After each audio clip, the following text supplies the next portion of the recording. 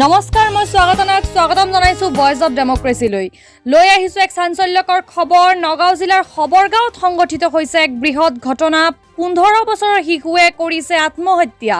পুৱা 6 বজাত সংগঠিত হৈছে এই ঘটনা পুৱা 6 বজাত খবৰগাঁও এডিপি ব্ৰিজৰ পৰা জাপ মাৰিছিল লৰাজনে আৰু এতিয়ালৈকে বিচাৰি পোৱা যোৱা নাই লৰাজনৰ মৃতদেহ আমি আপোনালোকক জনাইছো নগাঁও জিলাত সংগঠিত হৈছে এক বৃহৎ ঘটনা কৰোনা মহামাৰীত সংগঠিত হৈছে এক বৃহৎ চাঞ্চল্যকৰ খবৰ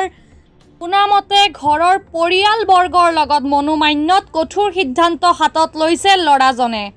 এনডিআৰএফ বাহিনী তথা অঞ্চলৰ সকলোৱে চলাইছে তদন্ত কিন্তু এতিয়ালৈ বিচাৰি পোৱা যোৱা নাই মৃতদেহ